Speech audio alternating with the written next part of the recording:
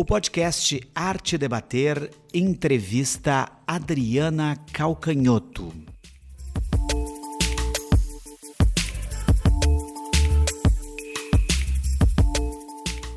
No podcast Arte Debater desta semana, entrevistamos a cantora, compositora, instrumentista, embaixadora do Brasil na Universidade de Coimbra, né? Adriana Calcanhoto. Ela está em Porto Alegre nesta quinta-feira, 27, às 21 horas, para show no Salão de Atos da PUC, cantando músicas de Gal Costa. O show Gal Costa, Coisas Sagradas Permanecem. Com vocês, Adriana Calcanhoto.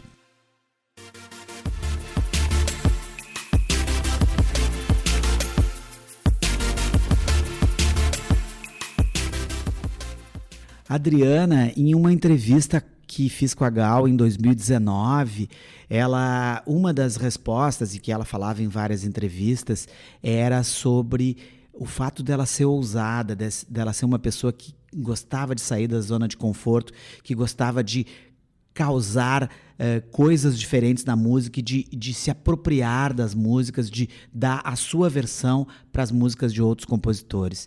Eu queria que tu falasse sobre isso. Ela faz muita falta. Bom, eu fui convidada, um dos motivos é justamente essa relação com o repertório. Segundo Marcos Preto me disse, esse lance de gravar desde poetas malditos, poetas mais rarefeitos, até as canções muito populares de rádio, esse é um dos motivos. E eu falei, na hora que eu fui convidada, e esse era um dos argumentos, eu falei, mas isso eu aprendi com o Gal, não não é uma simples coincidência, entendeu? É uma coisa aprendida mesmo, uma coisa que eu admirava muito, e você fala essa coisa dela ser muito ousada, ela era muito ousada, e é engraçado que a gente já sabia que ela era muito ousada, mas cada vez que ela fazia uma ousadia, todo mundo se espantava, e ela se espantava com o espanto das pessoas. Eu agora estou revendo as entrevistas, montes de entrevistas no YouTube, né? E ela está sempre admirada, assim, dizendo, mas por que as pessoas estão espantadas se eu sempre fiz, sempre gostei de sair da minha zona de conforto, sempre... exatamente isso que você está falando, né? É interessante isso.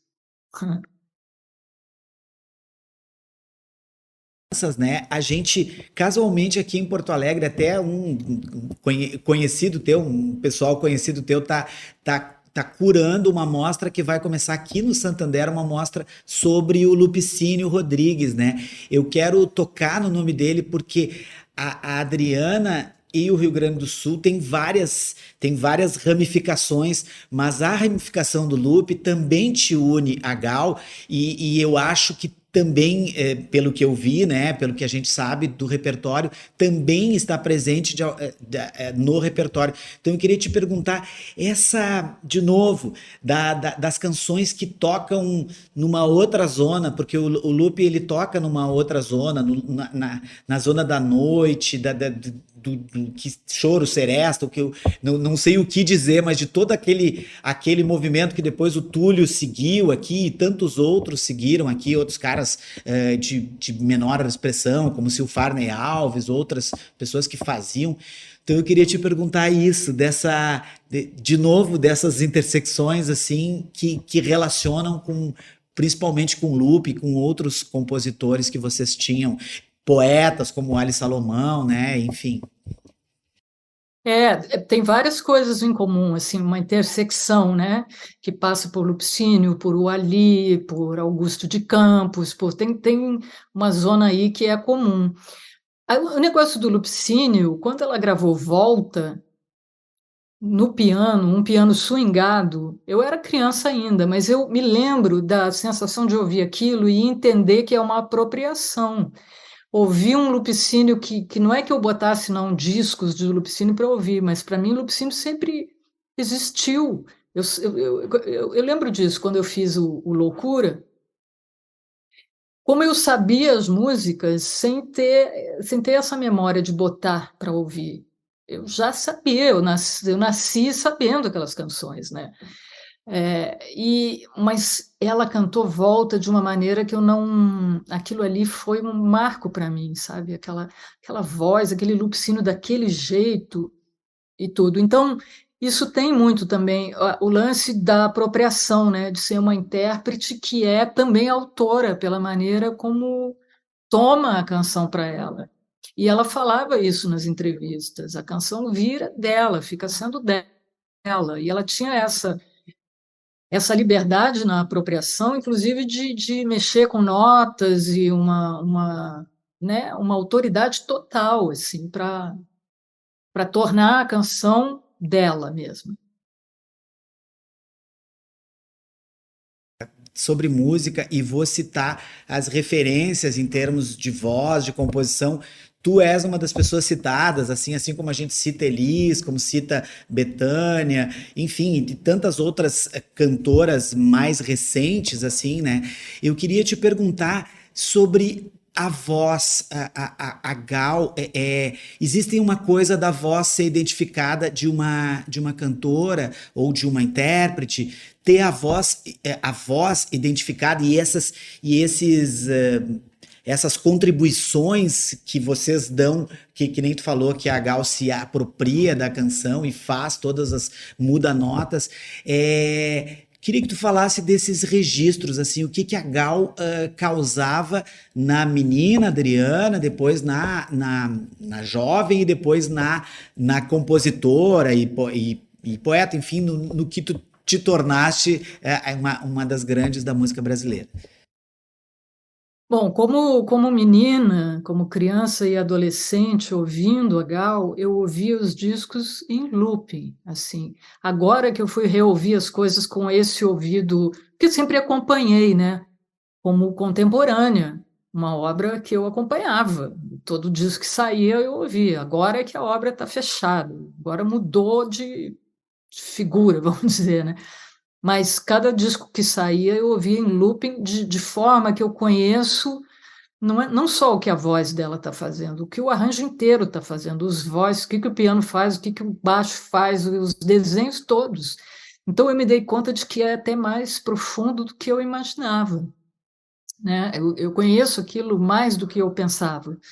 E é realmente o jeito de se colocar na canção, é o jeito de realmente de ficar dona daquilo. Então, é uma maneira de se relacionar com o repertório, ela só canta o que ela realmente, o que realmente ela quer tornar dela, é por onde ela se expressa mesmo, né? E você vê que, por exemplo, no disco Recanto, ali fica muito claro porque é um autor só e é um autor que ela canta como se fosse ela, né? Porque aqueles dois ali, meio que a gente tem uma hora que não sabe quem é quem. Eu acho que no Recanto isso fica muito claro, porque todas as canções são dele, porque também já é num momento da história que eles já estão completamente misturados, né? Então, às vezes, logo que o disco saiu, eu pensei assim, eu até comentei com o Elkanaã Ferraz, eu disse, esse é um dos melhores discos do Caetano, e é cantado por ela, mas aí o Elkanaã disse, mas ele também acha. Então, ali dá para ver uma série de coisas da Gal, dá para entender, né? E ela está cantando coisas que ele fez para a voz dela, falando sobre ela. É muito bonito de ver, muito, muito impressionante.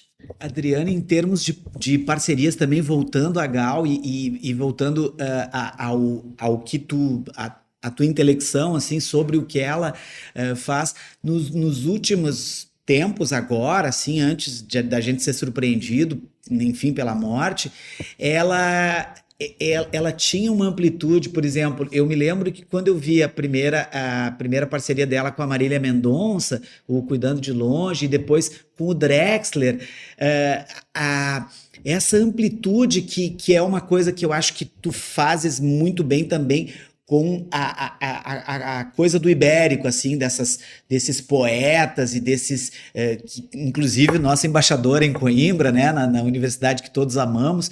Eu queria que tu falasse também um pouco disso, essa amplitude das parcerias dela e também um pouco da tua obra, a tua obra procurando sempre. Eu me lembro que quando vi um show teu, que é uma língua que eu adoro, mas eu não pratico, mas por tua causa eu fui atrás, assim, que é o Provençal, por exemplo, que é uma das nossas bases, né? Então eu queria te perguntar isso, de novo, tentando aproximá-las, mas a partir dessas duas vertentes. Ela tinha, né? E ela gravou muita coisa em inglês também, que ela cantava tão bem, né? Ela gostava, ela fala isso. Eu gosto de cantar em inglês. Ela diz isso em várias entrevistas. E ela também teve aquela parceria com Lokua Kanza, ela, né? Que é um negócio do som, assim, que é tão bonito. É, Pois é, cantou com Drexler. E ela cantou muito fora, né? Ela era considerada uma das maiores cantoras do mundo. Eu não sei bem o que você está querendo estabelecer. Relacionar, estabelecer essas parcerias, essas buscas dentro dessa abrangência que eu chamo de ibérica, nossa, que a gente tem. É que aqui, tu sabes bem, aqui no Sul a gente tem muito de gravar os do Mercosul aqui, né? E no caso ela tinha essa visão mais ampla, que nem tu falou do Lapuacanza e de tantos outros que ela procurou. Então era mais ou menos isso, te situar tu e a obra dela, mais ou menos assim, com essa busca, né? Não, e você vê que esse último disco que ela fez na pandemia, com as pessoas mais jovens, você vê que as escolhas, né? Ela cantando com Tim Bernardes, tem uma hora ali no Baby que a gente não sabe quem é quem, né? As vozes se fundem, ela explora aquilo, ela muito generosa, né? Muito generosa. Para terminar, eu preciso falar, eu sei que não é o teor dessa entrevista, mas a gente não falou sobre o Errante. Eu queria que tu só falasse um pouco como é que tu está dividindo né, enfim, a turnê, o lançamento do Errante com o Coisas Sagradas Permanecem. Faz um período com Coisas Sagradas, depois volta ao Errante. Como é que está se dividindo assim? Então, para aceitar a Gal, eu empurrei um pouquinho o lançamento da turnê Errante. Vai começar em Portugal, lá em Coimbra, porque a janela da Gal é uma janela fechadinha, porque eram datas que eram dela, porque ela estava super ativa, cantando, fazendo os festivais, né? Fez o Koala, fez várias coisas. Então, essa turnê da Gal, eu faço a turnê da Gal, ela termina, e aí eu vou para Portugal para lançar a turnê do Errante, começa lá, e a estreia no Brasil do Errante é em julho, aí em Porto Alegre, no Teatro São Pedro, começa aí. As duas estreias são aí, da Gal e a do Errante no Brasil. Obrigado pela preferência, como dizia. Tem algumas das canções, para fechar mesmo, última mesmo, tem alguma das canções que quando tu estavas vendo com o Marcos Preto, com toda a equipe, que ela entrou assim, meio afetivamente, não ia estar no repertório e acabou entrando. Queria saber se teve alguma que pediu passagem assim nessa escolha de repertório. A escolha do repertório é a parte mais difícil, porque entraram, saíram, entra, sai e tal, tarará, o show ficou com 2 horas e meia, daí não pode, aí tira a canção da... Mas, para ser bem sincera, as duas canções minhas que ela gravou é que eu não faria, mas ninguém topou, o Marcos Preto não deixou, as pessoas não deixaram, então elas entraram, porque não deu para não entrar, então tá bom. Então tem Esquadros e tem Livre do Amor. Obrigado, Adriana, pela simpatia, pela gentileza. Nós estamos todos ansiosos por dia 27 de abril aqui para o teu show aqui na PUC. Muito obrigado, tá? Obrigada, a gente se fala aí.